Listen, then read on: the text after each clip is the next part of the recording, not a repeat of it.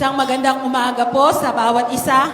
Ang lahat po ng anak ng Diyos ay tumayo. Atin pong bigyan ng papuri, ng pasasalamat, ng pagsamba ang ating nag-iisa, tunay at tapat na Diyos. Hallelujah. Ngayong umaga, may ginawa po bang mabuti ang Diyos sa bawat isa sa atin? Amen. At iyan po ang dahilan para po tayo ngayong umaga ay magpuri, magpasalamat sa Panginoon. At sa atin pong aawitin ngayong umaga, naway maging awit panalangin ng bawat isa sa atin. Naturuan tayo ng Panginoon kung paano natin siya mahalin, kung paano natin ibigin ang ating Diyos. Hallelujah. Let us worship the Lord.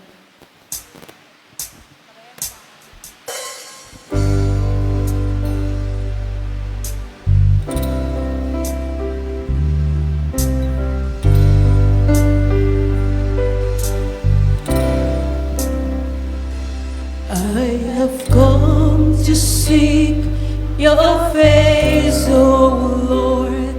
I have come to give you praise, and I have come to offer up my life as a pleasing sacrifice.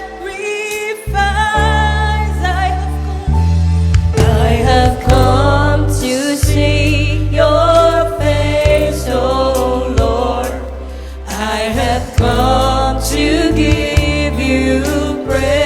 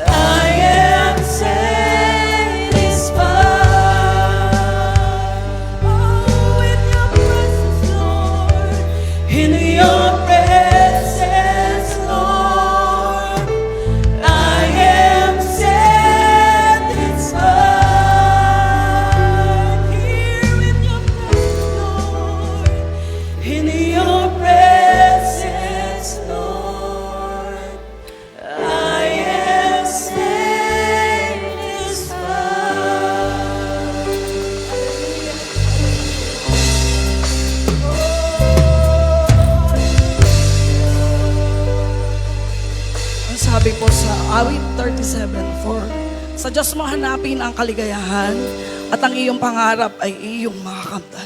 Tayo po'y manalangin. Amang banal na makapangyarihan sa lahat, maraming salamat po sa umagang ito, Panginoon. Salamat sa iyong banal na presensya na siyang lumukob po sa bawat isa sa amin. Salamat, Lord, sa iyong pagpapala. Salamat sa lahat ng ito, Panginoon, sapagkat ikaw ay dakila. Ang iyong mga salita ay buhay noon, ngayon, at magpakailanman. Lord, tulungan mo po ang bawat isa sa amin na kami ay bigyan mo ng pusong dalisay, pusong mapagpatawad, pusong mapagmahal, at pusong mapagpasensya, Panginoon. Dahil sa mundong ito, Lord God, marami pong distraction sa aming buhay, lalong-lalo na po sa aming mga bayarin, sa aming mga bills, Panginoon. Lord, naniniwala po kami at nagtitiwala sa iyo na kapag inuna ka namin, Panginoon, ang iyong mga salita ay ikaw po ang bahala sa lahat ng ito, Panginoon. Sa lahat ng aming mga alalahanin. Kaya Lord, sa umagang ito, samahan mo nga po kami. Ikaw po ang mataas sa aming kalagitnaan. Ang iyong presensya, Panginoon. At pagpalain mo po, Panginoon, ang maghahayag ng iyong mga salita. Bigyan mo siya ng karunungan na nagmumula sa iyo, Panginoon. Gamitin mo siyang instrumento upang nang sa gayon maipahayag niya, Panginoon, kung ano ang mensahe mo ngayong umaga. At gayon din, Panginoon, ang bawat isa sa amin, samahan mo po kami, Lord God, na ikaw po ang makita sa buhay ng bawat isa. Patuloy kaming magsumiksik sa iyong mga salita, Panginoon, sapagkat kung wala po ito, Lord God, hindi po kami makakahakbang, hindi po kami makakalakad sa mundong ito, sa dami po ng distraction, Panginoon. Kaya Lord, sa iyo lang po kami kukuha ng lakas. Ikaw lamang po ang aming gabay sa araw-araw, Panginoon. Maraming salamat po at sa umagang ito, samahan mo nga po kami na ang bawat isa ay magpupuri sa iyo. Pasasalamatan ka sa iyong mga biyaya, sa lahat ng dahil sa habag at biyaya mo, Panginoon, na kung bakit kami nakakatayo sa iyong harapan. Lord, sa oras na ito, pakalinisin mo, Panginoon, ang aming mga puso. Ano man ang aming mga nagawang kasalanan, patawarin mo po kami. Ikaw nga po ang manguna at mangusap sa bawat isa. Salamat po, Panginoon, at sa umagang ito, inaangkin po namin ang katagumpayan ng sambahang ito, Panginoon. Salamat po. Sa inyo po ang pinakamataas na papuri, pasasalamat, parangal at pagsamba. Sa pangalan ni Jesus, ang lahat po ay magsabi ng Amen.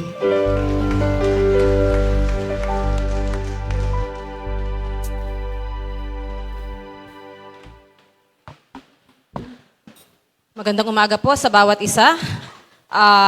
Welcome po ang bawat isa ngayong umaga. Pwede po ba tayong kaway-kawayan na lang tayo? Ano eh? Kaway-kaway! Welcome, Ate Gina and Pia. Kaway-kawayan na lang po tayo. Okay? Yan. So welcome ang bawat isa. At gayon din po sa mga nakatutok sa ating live stream, online worship service. Welcome. Magandang umaga po sa bawat isa. Ayan. Thank you.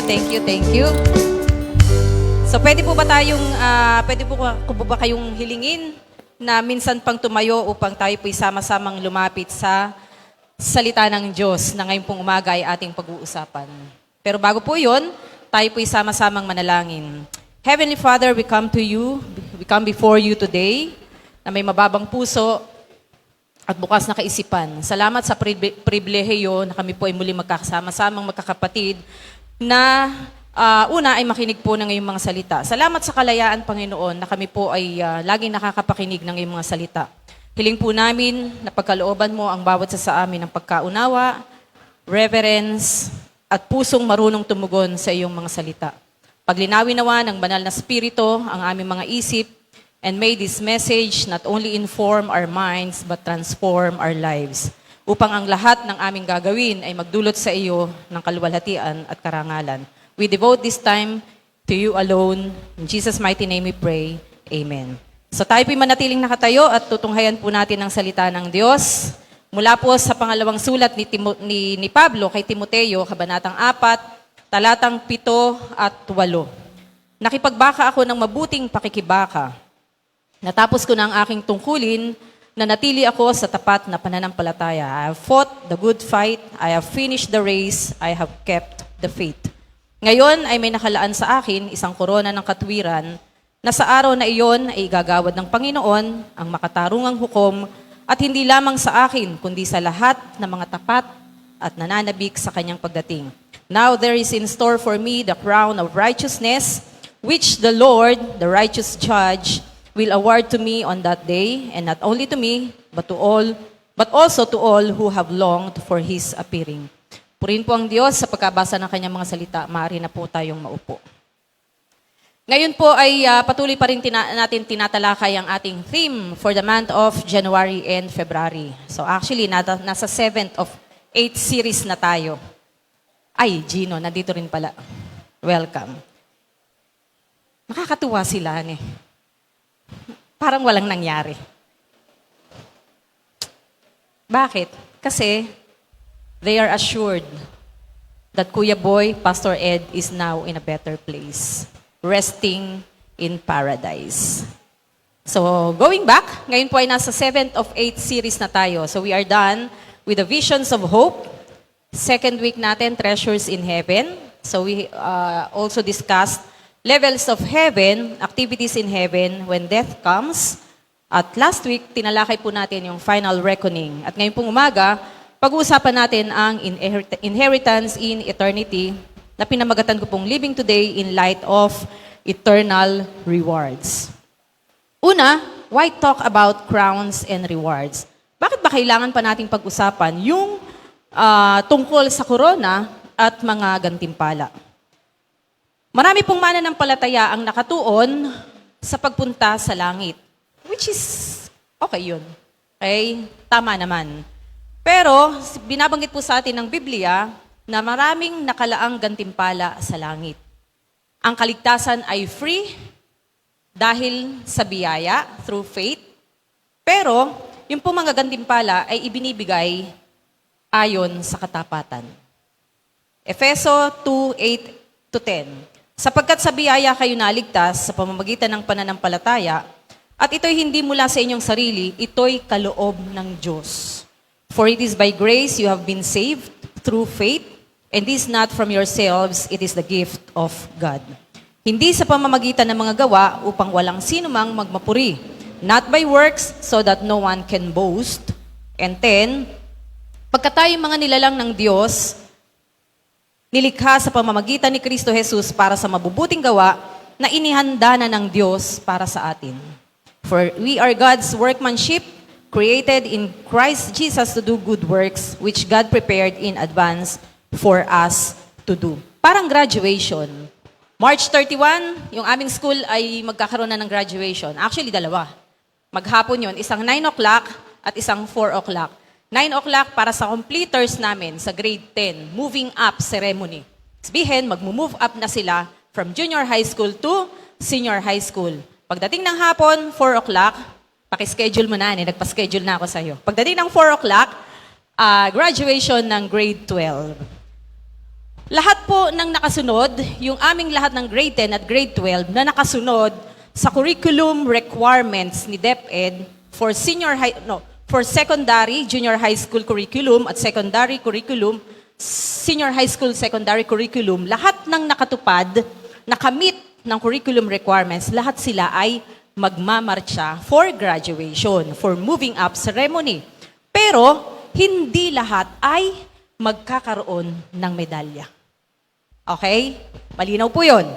So in the same way, mga kapatid, lahat tayo na naririto ngayong umaga, lahat tayo na nananampalataya sa Panginoong Jesus, papasok tayo sa langit. If we remain faithful to the end. Lagi nating binabanggit, ilang buwan na, tayo ngayon ay nasa sanctification process. Right? Itong lifetime natin dito sa mundong ibabaw, this is part of the sanctification process. Pero ang goal natin, which is the main goal, this is the main reason why God sent His Son, is for us to take part in the glorification na mangyayari iyon sa langit. Okay? So lahat tayo na naririto ngayon, if we remain faithful to the end, tayo lahat ay pupunta sa langit. Pero hindi lahat ay magkakaroon ng medalya o ng gantimpala. Okay? So these verses is actually a wake-up call. Paano tayo nabubuhay bilang mga Kristiyano? So una, pag-usapan muna natin, what is Bema Judgment? Ano ang Bema Judgment? Ano yung kahulugan ng Bema? Okay? Pag sinabing judgment, parang nakakatakotan eh. May hukuman. Tama po ba? At first, nakakatakot siyang pakinggan. Pero uunawain natin ngayon, sa tulong ng banal na spirito, ano ang magaganap sa Bema Judgment. So yan po ay Bema Platform. So tingnan po muna natin, para maintindihan natin, tingnan muna natin ang historical and religious context ng Bema. So etong Bema, ito po isang makasaysayang nawala. Ito po isang makasaysayang podium, okay, na nagmula sa ancient Athens para sa mga mananalumpati o orators, okay, to address the citizens and the courts, na kalaunan ay naging bahagi ng Jewish synagogues para sa pagbabasa ng Torah. Yung Torah ay yung 5 books in the Hebrew Bible. Genesis, Exodus, Leviticus, Numbers, and Deuteronomy. So itong platform na yan, yung Bema, kalaunan ay naging bahagi na ng Jewish synagogue sa pagbabasa ng Torah. As to Christian traditions, ito po'y tumutukoy sa sanktuaryo na nakapaligid sa altar. Okay? Sa theology, kumakatawan ito sa judgment seat of Christ. Nagpapahiwatig ng rewarding place. It is a place of reward. So ang salita pong Bema ay galing sa Griego, nang ibig sabihin ay reward seat, judges platform, o umpire's stand. Sa Olympic Games kasi, nung unang panahon, yung pong Bema, ito yung lugar kung saan ibinibigay ang korona sa mga nananalo, sa mga nagwawagi. Hindi ito criminal court. At hindi rin ito lugar ng condemnation. But instead, it is an award-giving platform. Now, who will appear at the Bema? Sino ang makakasama sa Bema? Romans 14:10 and 12. Kaya nga, ito po'y sulat ni Pablo sa mga Kristiyano sa Roma. Kaya nga, bakit mo hinahatulan ng iyong kapatid? Please take note of the word kapatid. Bakit mo hinahamak ang iyong kapatid? Pare-pareho tayong haharap sa hukuman ng Diyos. Kaya nga, 12, kaya nga bawat isa'y magsusulit sa Diyos. So, ibig sabihin, again, yung pong Roma ay sulat ni Pablo sa mga Kristiyano sa Roma. So, kanino pinapatungkol ang sulat? Di sa mga Kristiyano sa Roma. Okay? So, ano pong ibig sabihin? Pagdating sa Bema Judgment, lahat ng mananampalataya ay kasama. Okay? Hindi po ito para lamang sa mga pastor.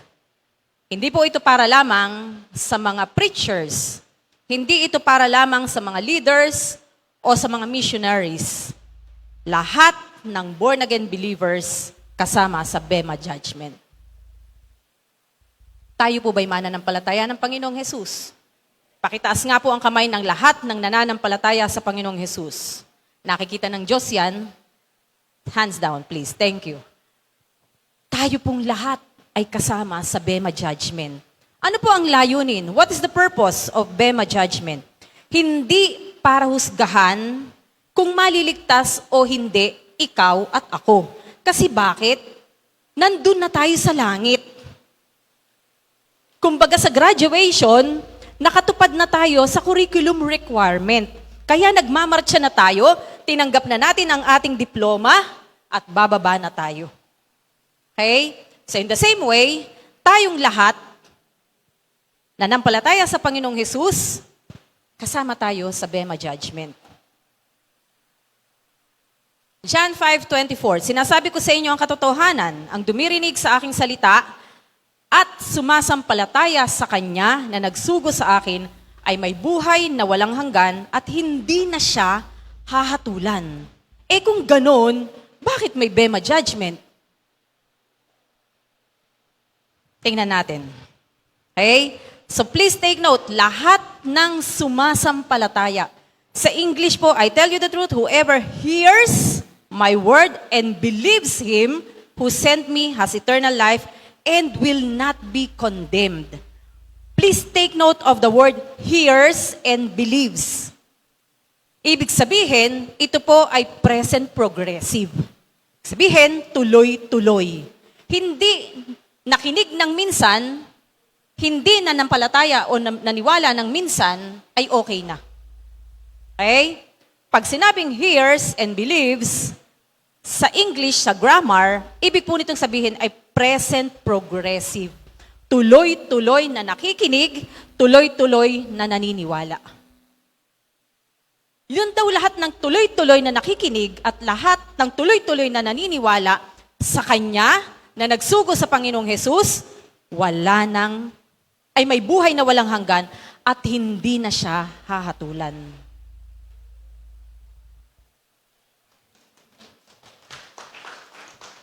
Malinaw tayo doon. So anong purpose ng bema? Una, para suriin ang ating mga gawa. Second, para sukatin ang ating katapatan. And of course, para ibigay ang mga gantimpala. Hebreo 11:6. May Diyos na nagbibigay ng gantimpala sa mga humahanap sa Kanya ng buong puso.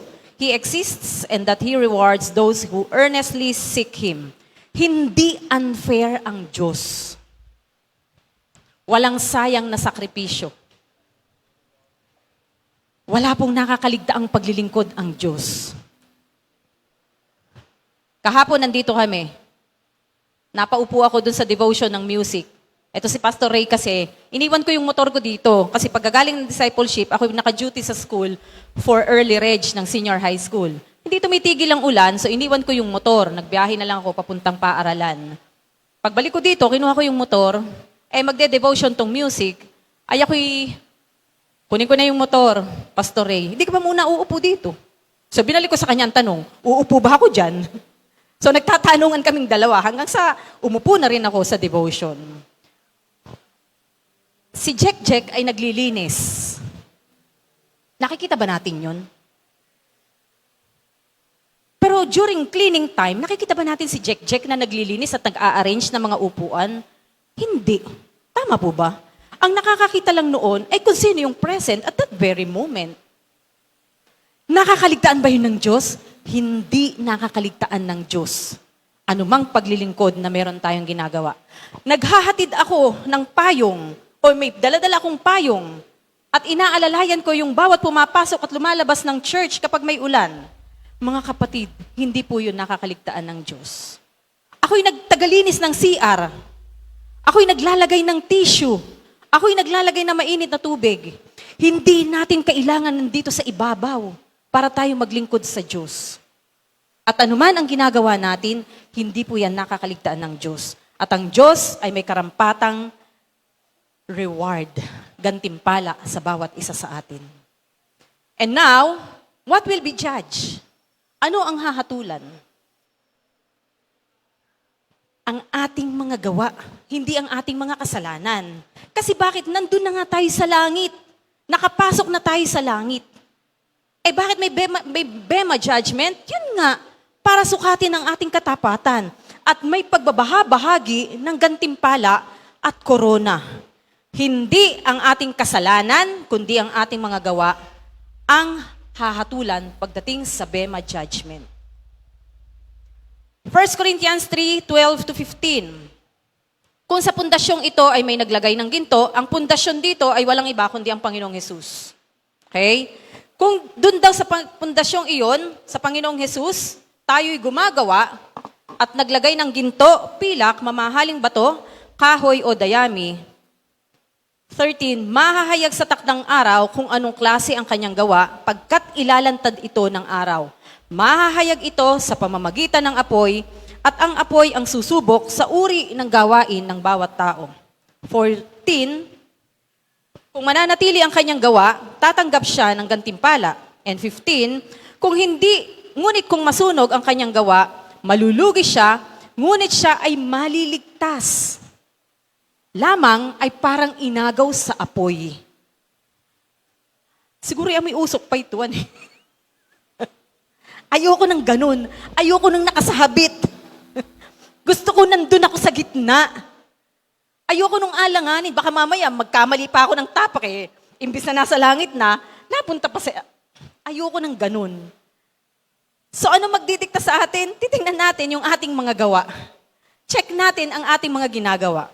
So if it is burned up, he will suffer loss. He himself will be saved, but only as one escaping through the flames. Siguro yung amoy usok pa to. Ayokong maging amoy usok. So ano po yung gawa na binabanggit dito ni Pablo?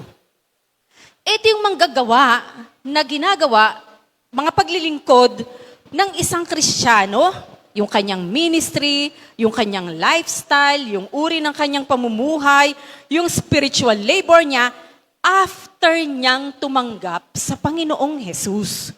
Hindi po ito works for salvation. Kasi yung mga gawa for salvation, hindi natin gawa yun. Ang may gawa noon ay walang iba, kundi ang Diyos. John 3:16, for God so loved the world that He gave His one and only Son, that whosoever believes in Him, sinugo niya ang kanyang bugtong na anak na si Jesus. Para yung lahat ng mananampalataya sa Kanya ay hindi na mapahamak, kundi magkaroon ng buhay na walang hanggan. So yung works for salvation, hindi po natin gawa yun. Ephesians 2:8-9-10, anong sabi doon? You have been saved because of grace through faith. Ang binabanggit dito ni Pablo na gawa ay yung mga ginagawa natin after na tayo ay nanampalataya. Nanampalataya ako ngayon sa Panginoong Jesus. Pagkatapos noon, meron na akong mga gagawin na mga paglilingkod. Yun ang susukatin sa atin. Yun ang i-judge sa atin. Matapos manampalataya ang isang tao, marami po tayong ginagawa. Minsan nga, taga-abot lang tayo ng mga sobre doon. Minsan, taga-abot tayo ng communion elements. Kung ano man ang ginagawa natin. Yan po'y hindi nakakalimutan ng Panginoon. So, hindi ito, actually, nilarawan ni Pablo yung dalawang uri ng gawa. Ginamit niya yung gold, silver, at saka precious stones. Ano pong ibig sabihin nito? Ito yung eternal works na galing sa ating pananampalataya, sa ating pag-ibig, sa righteousness na meron tayo bigay ng ating Panginoon. Wood, hay, and straw. Ito yung mga temporary and self-centered works. Meron palang ganun. May self-centered works pala. Aware ba tayo na meron na ganun? Lahat ng yun dadaan sa apoy. Hindi po tayo ang susunugin. Ang susunugin, yung ating mga gawa. At ang sabi ni Pablo, kung hindi masunog, tatanggap sila ng gantimpala. Subalit kung masunog ang kanilang mga gawa, malulugi sila. Pero ligtas pa rin sila. Gusto ko, ligtas na ako, may corona pa ako. Diba? Kesa yung ligtas ako, tas nakatingin ako sa kanila, kinokoronahan, iiyak pa ako ng lagay na yun. Ayoko yun. At ayokong mag-amoy usok. Tas sasabihan pa ni Carmi, kawana, hinabag pa. Ayaw natin ng ganun. Okay? Next. So mahalaga at may halaga ang ating motibo. Mas mahalaga, bakit ko ginagawa ang bagay na ito? Naglilingkod ba ako sa Diyos dahil mahal ko siya? Dahil gusto ko siyang bigyan ng kalwalhatian? O naglilingkod ako para ako'y makita ng mga tao? Magkaiba yun. Alam niyo po, kung meron mang isang bagay akong hindi makalimutan na natutuhan ko kay Pastor Purfing ay kapag gagawa ako ng isang bagay, lagi kong tinatanong ang sarili ko, anong intention ko? Bakit ko gagawin yun? Halimbawa, magpo-post ako kunwari sa Facebook. Actually, hindi ako masyadong ma-Facebook. Ma-IG ako. Nag-post ako kunwari sa IG, Instagram. Tinatanong ko yung sarili ko, anong intention ko? Bakit ko yun gagawin? O may sasabihin ako, alam niyo po sa faculty room ng mga teacher, diyan po nagaganap ang maraming usapan, mga kwentong totoo, mga kwentong hindi totoo, mga hinaingan, mga sama ng loob, mga hanash. Tama ba ako, Ma'am Che? Maraming naghaganap na ganun.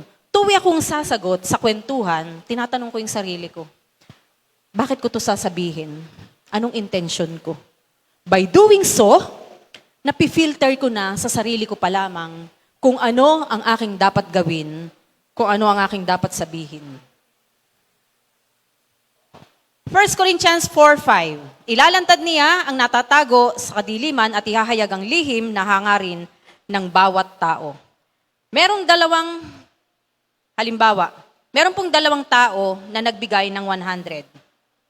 Nagbigay sa offering, 100 pesos. Pareho silang 100 pesos. Si Cecil at si Che, nagbigay ng tig 100 pesos sa offering. Si Cecil, nagbigay dahil mahal niya ang Diyos. Si Che, nagbigay dahil gusto niyang makita ng mga tao na siya'y nagbibigay. Pareho ng ibinigay, pero magkaiba ng motibo. So mga kapatid, we have to be vigilant. Kailangan maging maingat tayo sa bawat ating ginagawa. Filterin muna natin sa ating mga sarili. Bakit ko to gagawin? Ano ang intention ko? Ano ang layunin ko? So what rewards will be given? Ano ang mga gantimpala? Meron pong 5 crown na binabanggit sa langit. Una, incorruptible crown for discipline and self-control. Itong koronang ito ay binibigay sa lahat ng mga mananampalataya. Check natin sarili natin na namumuhay ng may disiplina, may pagsuko, at may kabanalan. 1 Corinthians 9:25-27 says, lahat ng sumasali sa paligsahan ay napapailalim sa mahigpit na pagsasanay. Ginagawa nila ito para sa koronang pansamantala. Ngunit gumagawa tayo para sa koronang pangwalang hanggan. 26, kaya tumatakbo ako sa isang tiyak na hangganan at hindi ako nakikipaglaban na tulad ng taong sumusuntok sa hangin. And verse 27, please take note of this. Pinahihirapan ko ang aking katawan at sinusupil ang aking sarili. Baka pagkatapos kong mangaral sa iba, ay ako naman ang itakwil. Parang atleta. May training sila. Para yung kanilang endurance at stamina ay mapalakas. Meron din sila, kung minsan nakikipag-spar din sila, may sparring partner. Para sila ay na-ensayo. At meron silang strict diet. Hindi pwedeng basta kumain lang na kumain. Tayo na hindi naman tayo mga atleta, wala tayong patumangga. Tataba nga natin. Sorry. May disiplina, may sinasakripisyo. Gigising sila na madaling araw, magte-training, tatakbo, kung yun ay mananakbo, mag-e-ensayo na siya. So merong disiplina, mga kapatid. Christian life is not about comfort. Meron kaming dating kasama dito. Siguro hindi nyo na inabutan. Ito'y panahon pa ng mga unang panahon. Natawa si Cecil.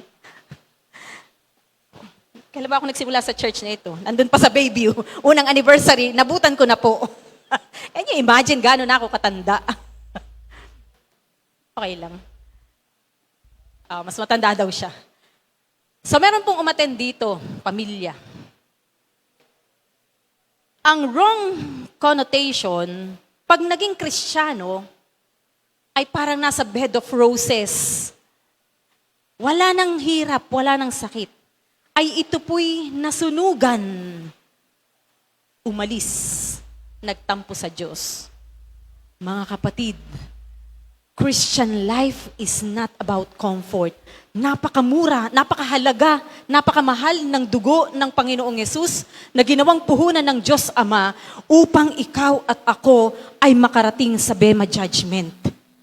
Hindi po ito katumbas ng gamot na paracetamol na kapag ikaw ay nilagnat, ay magaling ka na. Hindi ganun ang halaga ng pinuhunan ng Diyos sa bawat isa sa atin upang tayo ay magkaroon ng pagkakataon na makarating sa Bema Judgment. Dugo ng Panginoong Hesus ang puhunan ng ating Ama. Hindi para sa buhay na ito namatay ang Panginoong Hesus. Hindi na ba ako dapat mag-intindi ng aking mga bayarin? Hindi na ba ako mag-aaral? Total, wala pala namang kwenta. As compared to eternal life, which is the main goal of our Lord. Na hindi na dapat yun ang pangunahin sa atin. Ang tatagal na natin dito sa church, well, baka may bago, sorry po. Yung mga inuugatan na sa church, dapat alam na natin ito. Now, going back to disiplina. Disiplina sa prayer. Sino po dito ang religiously ay may prayer time with God? Huwag na kayong magtaas. Kanya-kanyang pananagutan na lang tayo. May disiplina sa word. Matthew 4:4. Man does not live by bread alone, but on every word that proceedeth out of the mouth of God. Kakain tayo ng almusal, merienda ng 9 o'clock o kaya 9:30, tanghalian alas 12, papasok ako ng alas 8, magyayaya yung mga co-teacher ko ng merienda ng 9 o'clock. Recess kasi ng mga bata yun. Magtatanghalian kami ng alas 12. Pagdating ng alas 3, magme-merienda. Mag-uuwian na kanya-kanyang uwi, maghahapunan, may merienda pa sa gabi. Katawang physical lang yun, mga kapatid. Hindi natin pinababayaan. Pagkaraan ng ilang panahon, mawawala na rin yun. Sino magsasabi isang araw, yung dating nakatayo dito na si Pastor Ed, magugulantang tayong lahat at wala na. Dadating ang panahon, mga kapatid, una-una lang yan. Sabi ng kapatid ko, nung lungkot na lungkot talaga. Nanay ko nga, nag-iiyakan eh. Lungkot na lungkot. Sabi ko sa kapatid ko, lahat tayo ay dadating sa kamatayan, una-una lang. Pero ang tanong, handa ba talaga tayo? Disiplina sa character, sa ating lifestyle. So ang tanong dapat, ano yung mga dapat kong iwan? Ano ang dapat kong ayusin? Ano yung dapat kong isuko? Pangalawang crown of rejoicing. Ito po ay binibigay sa lahat ng mga nagdadala ng kaluluwa sa Panginoong Hesus. Ikaw ba yung mananampalataya na laging nagsishare ng gospel? Kahapon, nag-encode ako ng mga Bible study ng church at saka cell groups. Itong mga ito, napakarami nilang mga cell group. Nanay Belia, Sister Florence, Ate Baby, Tita Glo. Nasaan si Tita Glo? Alam na ito, May crown of rejoicing na naghihintay sa inyo pagdating sa langit. Para sa inyo ang koronang ito.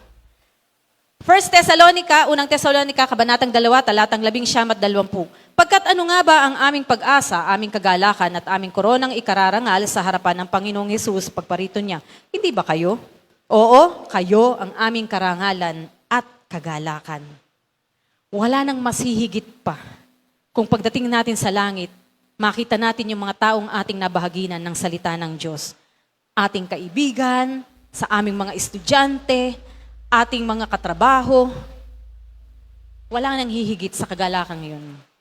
So ang tanong, kailan ba tayo huling nag-share ng salita ng Diyos? O nahihiya ako na ibahagi ang kabutihan, ang gospel, ang mabuting balita?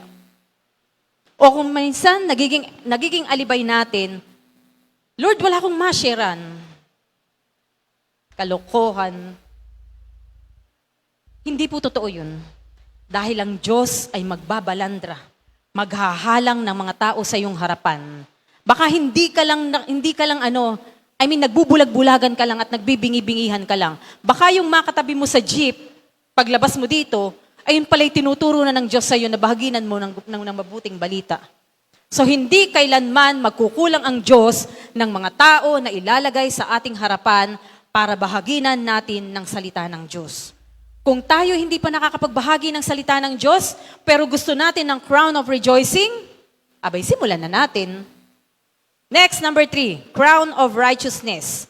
Ito yung mga naghihintay. Mga handang-handa na sa muling pagbabalik ng Panginoong Hesus. Ikalawang Timoteo, Kabanatang 4, talatang 7 at 8. Nakipagbaka ako ng mabuting pakikibaka. Natapos ko na ang aking tungkulin, na natili ako sa tapat na pananampalataya. I have fought the good fight, I have finished the race, I have kept the faith. Ngayon ay may nakalaan sa akin isang korona ng katwiran na sa araw na iyon ay igagawad ng Panginoon ang makatarungang hukom at hindi lamang sa akin kundi sa lahat ng mga tapat at nananabik sa kanyang pagbabalik. Nananabik po ba tayo sa pagbabalik ng Panginoong Hesus? Oh, Lord, hindi pa ako, Lord, wag muna ngayon. Marami pong mananampalataya nagsasabi, Lord, wag muna. Ibig sabihin, hindi ka pa talaga handa. Na dapat sana, mga kapatid, ito po'y paalala sa bawat isa. Ako po'y nagsasalita lamang dito, pero pinaalalahanan ko din po ang aking sarili. Na every now and then, maging handa tayo. So dapat, instead na Lord, wag muna, hindi ba dapat ang sinasabi nating mga totoong nananampalataya ay, Lord, I am ready anytime. At ang maganda, ang Diyos, ang Panginoong Yesus mismo, ang magpuputong sa'yo ng crown of righteousness. Nung kami po'y gumraduate ng high school, 1990? Tagal na. 1990, meron po kaming isang kaklase mula year pa noon eh. Mula ako first year hanggang fourth year, ito po'y nakailang balik na.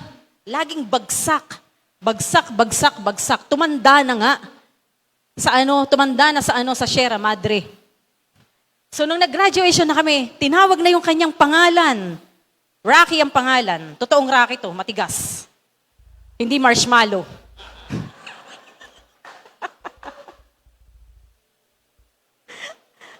Tinawag yung pangalan, Rocky Adukol. Adukol ang apelyido. Well, patay naman na siya. Alam niyo po ba, nung inaabot niya ang kanyang diploma, nagtayo ang lahat. With standing ovation, tuwang-tuwa lahat ng mga teacher, lahat ng mga estudyante at mga magulang na nandoon. Kasi bakit? Ilang taon na siyang paulit-ulit, tumanda na, Kuya Rocky na ang pangalan namin. Mga kapatid, yun po'y graduation lamang dito sa lupa. Pagdating natin sa langit, ang magpuputong sa atin ng korona ay walang iba, kundi ang ating Panginoong Hesus. Isn't that exciting? Di ba nakaka-excite? So balikan natin, handa ba talaga tayo o hindi? Nung isang linggo, nabanggit ko po, may 10 dalaga. 5 ang matalinong dalaga, 5 ang hangal na dalaga. Parehong imbitado, parehong may ilawan, parehong naghintay, parehong nakatulog, parehong inantok, parehong nakatulog. Pero yung 5 matalino, handa. Kasi bakit? Meron silang dalang ekstrang langis. Pero yung 5 hangal, mukha lang handa. Pero hindi talaga sila totoong handa. Tanungin natin ang ating mga sarili, handa ba talaga ako? Kung ngayon bang gabi, mamaya, o paglabas ko ba dyan, ako'y nategi, nasa gasaan. Sinasabi ko, kung halimbawa, paglabas natin, hindi ko sinasabing ako. Natakot na. Ayan, yan na naman. Huwag na tayo masyado matakot doon, dadating talaga tayo sa ganun. Una-una lang. So halimbawa, o mamaya pagtulog natin, binangungot at hindi na nagising sa kinabukasan, tayo ba'y handang haharap sa Diyos? Ikaw at ang Diyos lang ang nakakaalam ng tunay mong kalalagayan sa harapan ng Diyos. And this is urgent na sinasabi sa atin ng salita ng Diyos. Matthew 24:44, kaya humanda rin kayo pagkat darating ang anak ng tao sa oras na hindi ninyo inaasahan. Walang nakakaalam. Even the Son of Man, hindi niya alam. Only the Father knows the exact time and day. Number 4, crown of life for the faithful, for those who remain faithful in trials. James, Santiago 1:12, mapalad ang taong nananatiling matatag sa gitna ng mga pagsubok, pagkat kung siya'y magtagumpay, tatanggap siya ng putong ng buhay na ipinangako ng Diyos sa mga taong umiibig sa Kanya. And pahayag 2:10, huwag mong katakutan ang mga kahirapang malapit mo nang danasin, manatilit kayong tapat hanggang kamatayan, at ibibigay ko sa inyo ang korona ng buhay. Ito po yung mga tao na nanatiling tapat sa gitna ng mga pinagdaanang pagsubok. Sa gitna ng mga pinagdaanan ng mga persecution. Gusto ko lang banggitin uli. Ito yung nabanggit po kanina ni Pastor Ray. Dalawang uri kasi ng pagtitiisan persecution. So meron kasi pina-persecute kasi nagnakaw ka. Ay karapat-dapat ka lang talagang persecute. Pero kung ikipine-persecute, dahil tinatayuan mo ang salita ng Diyos, that's another thing. Okay? So yun po yung mga tao na natiling tapat sa kabila ng pag-persecute sa kanila, pag-uusig sa kanila, sa kabila ng lahat ng mga tiisin, sa kabila ng lahat ng mga rejection, sila yung tatanggap ng crown of life. Nandun ka ba? Nakakailan na? O may 4 ka ng crowns? Para sa nanay na patuloy na nananalangin kahit hirap sa buhay. Para sa lahat ng mga tatay na nananatiling tapat sa pananampalataya kahit kulang ang kita. Para sa lahat ng mga estudyante na nananatiling tapat sa kanyang pananampalataya laban sa peer pressure. Huwag ka nang sumama dyan. Dito ka na lang. Join ka na lang. Doon tayo mamaya sa diskuhan. Doon tayo mamaya sa ganito at sa ganon. At para sa lahat ng mga Kristiyanong patuloy na nagiging tapat kahit sunod-sunod ang problema, nakikita ng Diyos ang lahat ng ating kalalagayan sa ngayon. At hindi po yun nakakalimutan ng Diyos. And number 5, crown of glory. Ito ay para sa mga faithful servants and leaders. Unang Pedro, Kabanatang 5, talatang 2 hanggang 4, pangalagaan ninyo ang kawan ng Diyos na inilagay sa inyong pangangalaga. Pamahalaan ninyo sila hindi dahil sa dapat gawin, kundi kusang loob gaya ng inaasahan sa inyo ng Diyos. Hindi sakim sa salapi, kundi sa kagustuhan ninyong maglingkod. Hindi bilang Panginoon ng inyong nasasakupan, kundi bilang halimbawa ng kawan. At pagdating ng Pangulong Pastol, walang iba kundi ang Panginoong Hesus, tatanggap kayo ng korona ng kaluwalhatian na di kukupas kailanman. So ito po binibigay hindi lamang sa mga pastor, hindi lamang sa mga teachers, sa mga ministry workers, at mga leaders. Ito po ay para din sa mga Sunday school teachers na matyaga at buong katapatan na nagtuturo ng ebanghelyo sa mga bata. Para dito sa worship team na kahit may mga pinagdadaan ng iba't ibang sitwasyon sa buhay, isinasaitan tabi ang lahat ng yon dahil nananatiling tapat sa kanilang pananampalataya. Para din to sa mga ushers na buong katapatan na ginagawa ang kanilang tungkulin. Para dito sa mga youth leaders at mga faithful church workers. Nasaan po tayo dito? So kung sa tingin ninyo, kayo naglilingkod, na tila baga parang walang nakakakita, huwag kayong mag-alala. Hindi yun nawawaglit sa paningin ng Diyos. At ang lahat ng ating ginagawa ay may kaukulang gantimpala at korona. Hebreo 6:10, makatarungan ng Diyos, hindi niya malilimot ang ginawa ninyo. So ito pong lahat ng mga koronang ito ay binibigay sa lahat ng mga nagwagi, sa lahat ng mga tapat na lingkod. Hindi para tayo ay magmapuri, kundi bilang pagsamba natin sa Panginoon. Pahayag 4:10-11, nagpapatira pa naman at sumasamba sa harapan niya ang 24 na matatanda. Inialay nila ang kanilang korona sa harapan ng trono at sinasabi, aming Panginoon, aming Diyos, karapat-dapat kang tumanggap ng parangal, papuri at kapangyarihan. Now, why must we take this seriously? Bakit kailangan nating seryosohin itong mga bagay na ito? Una, ang buhay natin ay maikli lamang.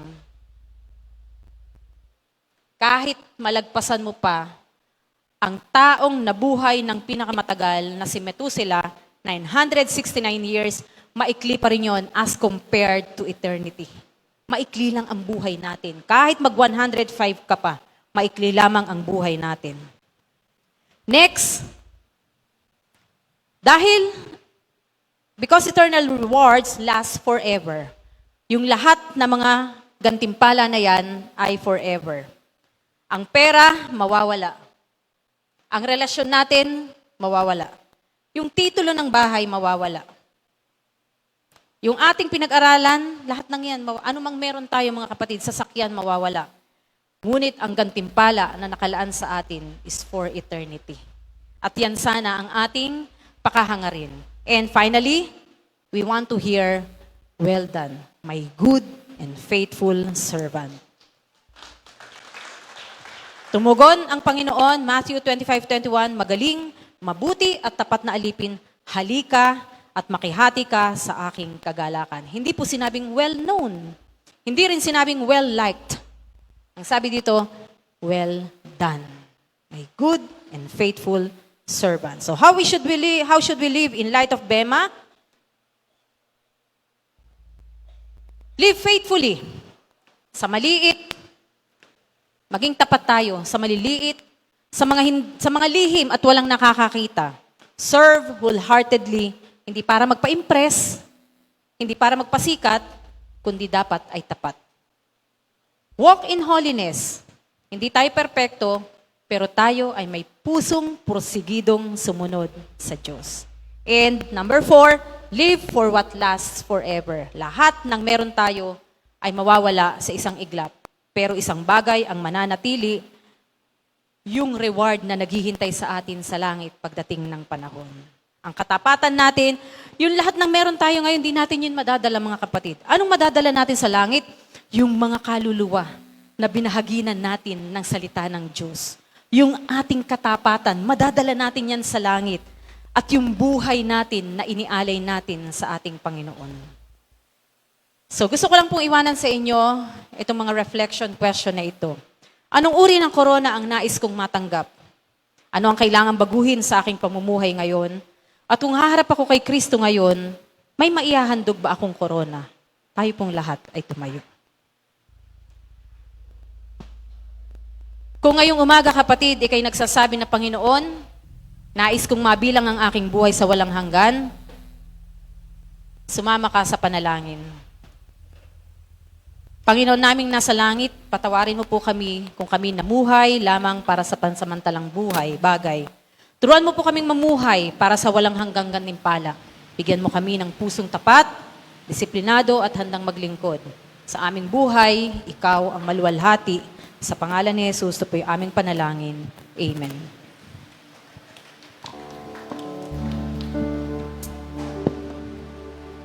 I don't know, hindi po ako maka-move on dun sa sinasabi po ng mga pastors natin about dun sa crown na meron tayo sa langit. Kasi po ako personally, mahilig po akong manood ng Miss Universe. And yung mga kandidata doon, nakikipaglaban sila sa isang corona lang. And yung mga kasali doon dapat girls with a perfect smile, perfect height, perfect figure, perfect body. And tinignan ko yung sarili ko, oh no, hindi ako makakasuot ng ganong corona. Kaya, ang sarap isipin na isang araw pala, makakapagsuot din po tayo ng corona. Corona na galing sa langit. Amen? Though you're short, though you're not pretty enough, we have a living hope. Yung corona na ibibigay sa atin ng ating Panginoon. And can you imagine the thought na ang magsusuot sa'yo ang Panginoong Jesus mismo? Thank you, Lord! Thank you, Lord! Kaya hindi po ba natin kayang sambahin ang Panginoon ngayong umaga?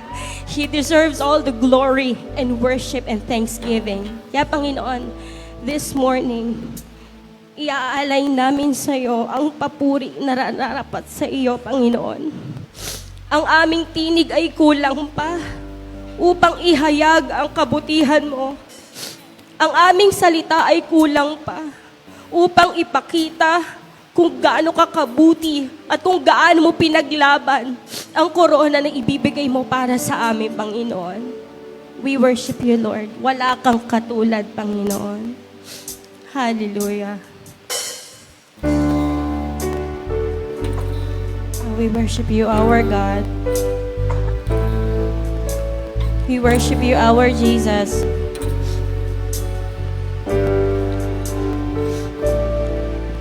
Blessing Church. Awitin ko man lahat ng awit sa mundo, di kayang ilarawan ng kadakilaan mo. Kulang ang lahat ng tula, kulang maging mga salita upang ihayag ang kabutihan mo. Sing Church. Awitin ko man lahat ng awit sa mundo, di kayang ilarawan ng kadakilaan mo. Kulang ang lahat ng tula, yes, kulang maging mga salita upang ihayag ang kabutihan mo. Sing, wala kang katulad, wala kang katulad, wala nang hihigit sa'yo, wala kang katulad, wala nang papantay sa'yo. Ikaw ang Diyos, noon pa man, maging ngayon at kailanman, sa habang panahon, wala kang katulad.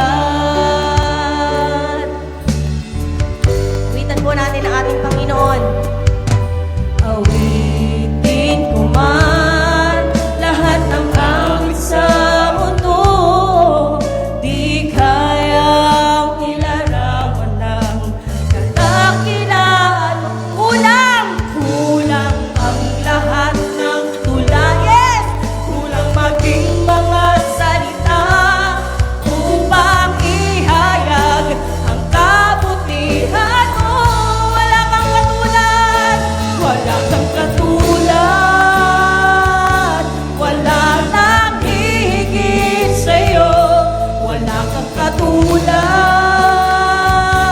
wala nang papantay sa'yo.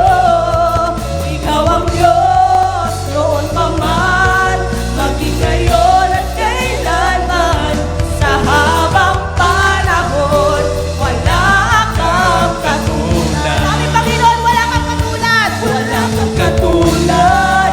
Aming Diyos, wala nang higit sa'yo, wala kang katulad, wala nang papantay sa'yo. Ikaw ang Diyos, noon pa man, maging ngayon at kailanman, sa habang panahon, wala kang katulad. Tayo po ay dadako na sa ating pagkakaloob sa ating Panginoon. Tayo po ay magkaloob ng may saya at ngiti ang ating mga puso. Praise you, Lord.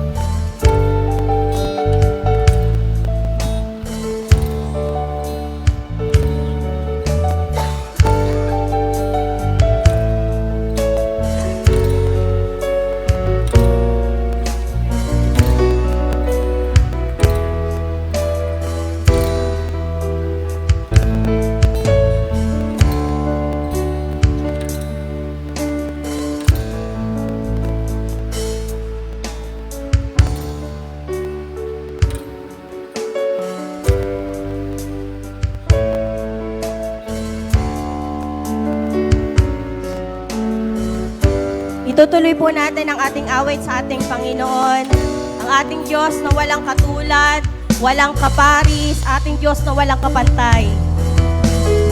Sabay-sabay po tayo. Sabihin po natin sa ating Panginoon, wala kang katulad. Wala kang katulad.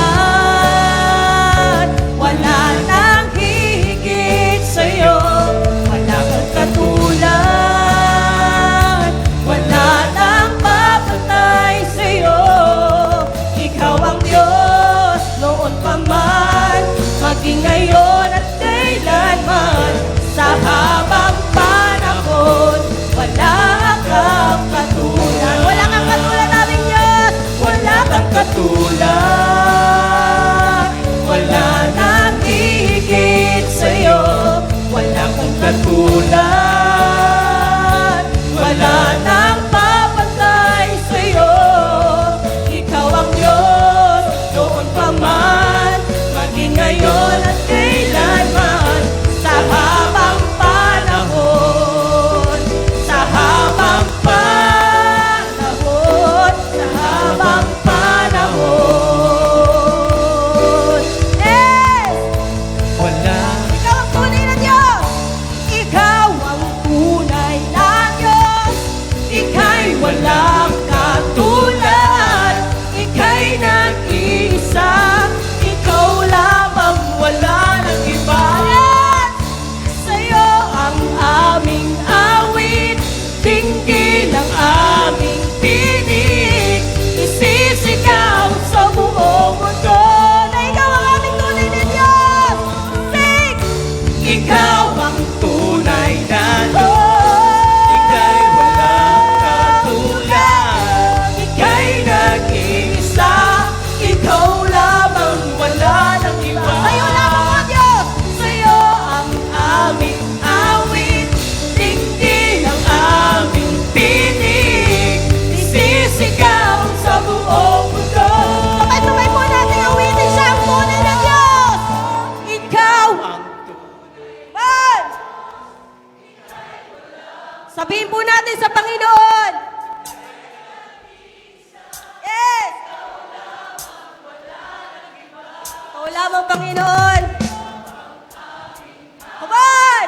Ding-ding! Isisigaw sa buong mundo. Ikaw ang tunay na Diyos! Ikaw ang tunay na Diyos!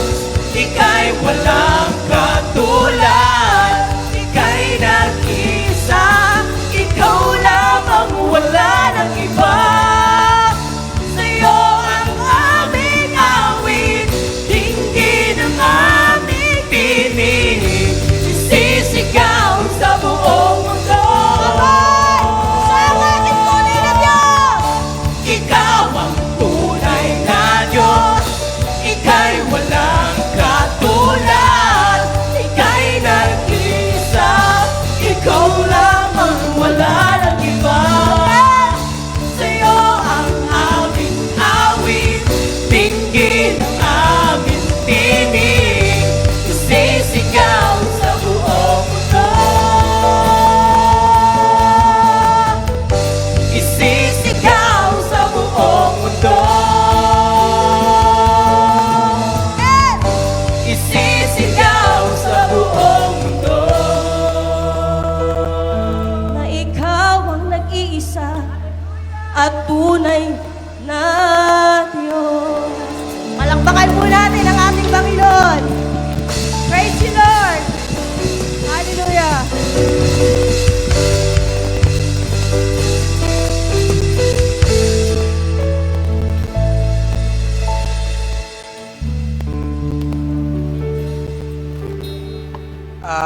Meron na ba tayong mga ostya? Yung hindi pa po, wala pa po, bibigyan po kayo sa may pintuan natin. Ngayon po, ang susunod po ay napakahalaga itong ating ginagawang ito, itong banal na hapunan na kung saan ay ibinigay sa atin ng ating Panginoong Jesucristo na ating gagawin. Sabi po dito sa verse 27, 1 Corinthians 11, Kaya't ang sino mang kumain ng tinapay o umiinom sa saro ng Panginoon na di nararapat sa katawan at dugo ng Panginoon. Tatapwat siyasatin ng tao ang kanyang sarili at saka kumain ng tinapay at uminom ng sarong ito. Napakahalaga po ng ating sarili, sinisiyasat muna natin. Iniisip natin, ako ba'y may kasalanan na dapat kong pagsisiyan? Ginagawa natin. Kaya salamat sa Panginoon. Upang tayo maging karapat-dapat, hihingi tayong tawad sa Panginoon. Pero bago pa lang, paggising pa lang sa umaga natin, ang Diyos ang iniisip natin. Paggising natin sa umaga, inihahanda na natin ang ating sarili upang tayo makapagpuri at makapagpasalamat sa Panginoong Jesucristo. Kaya napakadakila ng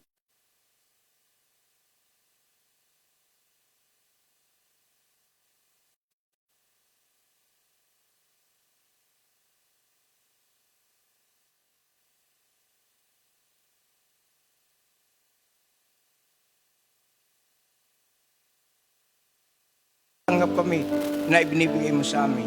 Thank you, Lord God, po aming samdalangin sa pangalan ni Jesus. Amen.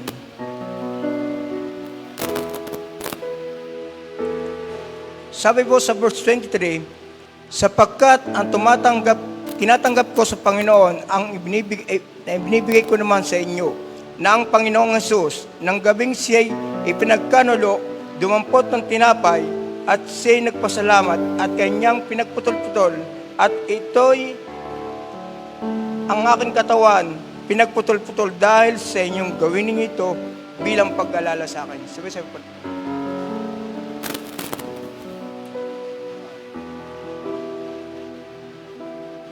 Gayon din naman, hinawakan ng saro ng pagkatapos ng magkahapon na sinasabi, ang sarong ito ay isang bagong tipan ng aking dugo, gawin niyo ito tuwing kayo'y magsisinom at bilang pag-alala sa akin.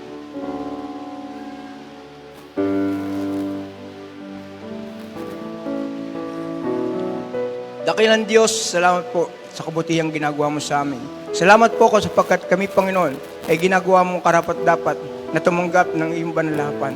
Kaya dakilang Diyos, Diyos, salamat, napakabuti mo, napakadakila mo. Sa pangalan ni Jesus, Amen.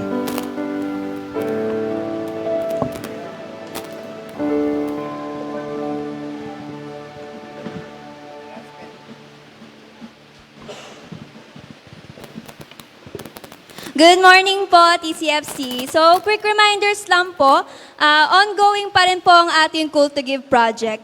Pero parang hindi naman na po tatagal na ongoing ito dahil konting-konti na lang po ay makukumpleto na po ng church ang pambayad para sa 4 na aircon na kailangan po natin. Yan, purihin po ang Panginoon!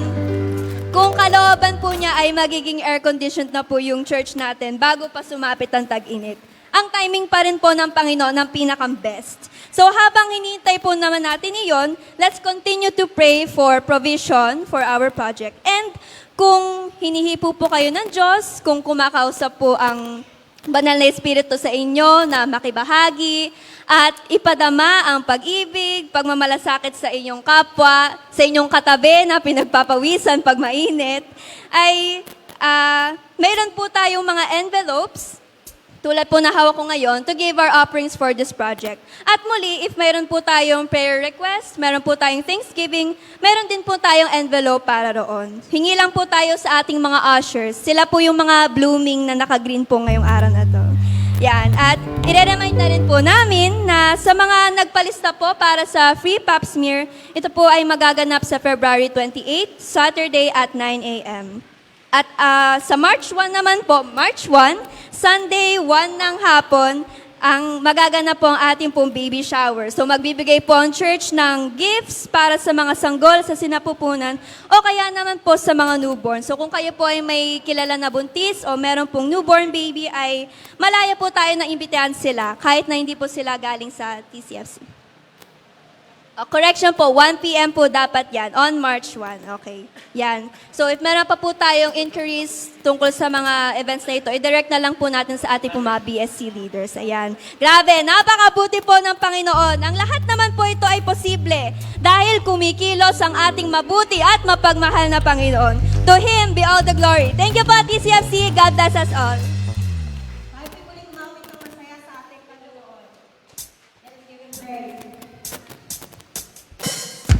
Let everything that has breath praise the Lord.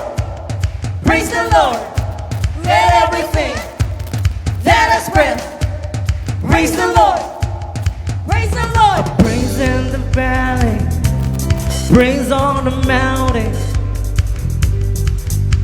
I praise when I'm sure, praise when I'm down there. I praise when I'm numbered, praise when surrounded. Praise against the waters, my enemies drowning. As long as I'm breathing, I've got a reason to praise the Lord, oh my soul. Praise the Lord, oh my soul. I praise when I feel it, I praise when I don't. Yeah. I praise cause I know you're still in control. My praise is a weapon, it's more than a sound. It's more than a sound. My praise is a shout that brings Jericho down. Oh, as long as I'm breathing, I've got a reason to praise the Lord, oh my soul. Praise the Lord, oh my soul. I won't be quiet, my God is alive. How could I keep it inside? Praise the Lord, oh my soul. Yeah. Yeah. Yeah.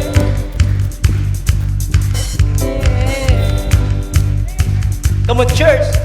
I praise cause you're sovereign, praise cause you reign, praise cause you rose and defeated the grave. I praise cause you're faithful, praise cause you're true, praise cause there's nobody greater than you.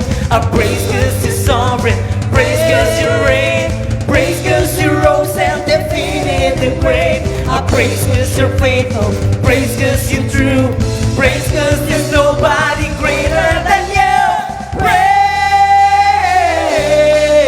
the Lord, oh my soul. Praise the Lord, oh my soul. Come on, church. Praise the Lord, oh my soul.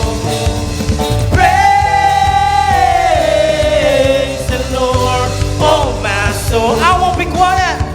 I won't be quiet. My God is alive. How could I keep it inside? I won't be quiet. My God is alive. How could I keep it inside? I won't be quiet. My God is alive. How could I keep it inside? Come on. Praise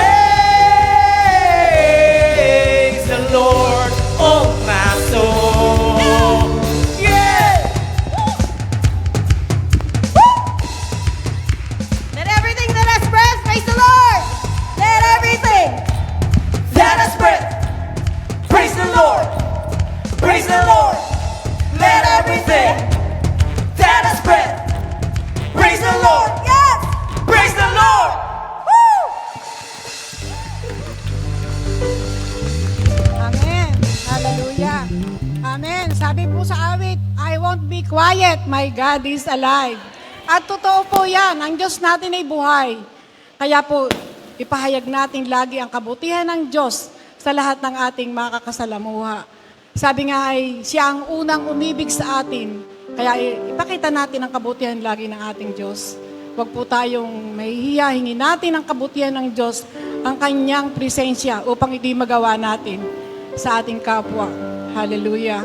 Salamat po Lord sa umagang ito na nahayag na muli ang iyong kapangyarihan sa aming lahat. Una po, ini-encourage ko kayo mga kapatid, yung pong prayer service natin, panoorin po natin sa ating cellphone, sa bahay, kung ano man pong napakaganda po talaga na hindi po kayo nakaka-attend ng prayer service. Panoorin po natin at yung pinapakalaking kapakinabangan sa ating lahat, isang pagpapaalala, isang pagtuturo. Sabi nga ni Pastora Grace, tayo ba'y handa? At yun pong napakahalaga sa buhay natin, sa araw-araw ng buhay natin, tayo po may kaabalahan. Araw-araw, meron tayong problema, may kinakaharap na mga, sabi nga niya, mga bayarin. Totoo yan, hindi nawawala po yan. Pero ang Diyos natin ay buhay, naririnig ang ating mga panalangin, ang ating mga dasal. Kaya, pag po tayong mananawang humingi sa Kanya. Kaya salamat Lord sa mga salita mong laging nahayag sa aming kalagitnaan.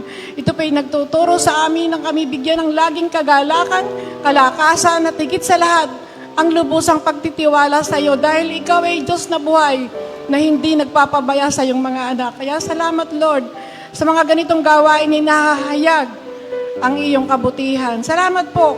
At ito pong sa mga kagandahan loob ng aming mga kapatid na nagbigay. Salamat po. Ito po namin mula rin naman sa iyo. Pagpalain mo po ito upang magamit sa aming patuloy na pagpapalaganap ng iyong mga salita. Thank you, Lord. At higit sa lahat, Lord, patuloy po tayong dumalo sa mga gawain, sa mga Bible study. Magtanong po tayo sa ating mga kapatid kung saan tayo pwedeng dumalo. At yung po isang pagpapalakas sa araw-araw ng ating buhay. Sabi nga ni Pastora Grace, may merienda sa ating physical na katawan, pero ganun din po sa ating kaluluwa. Kaya salamat po. I-bless mo po ang lahat ng dumalo sa araw na ito. Mirabalik po namin sa iyong papurit pa sa salamat sa makapangyarihang pangalan na aming Panginoong Hesus. Amen. Thank you, Lord.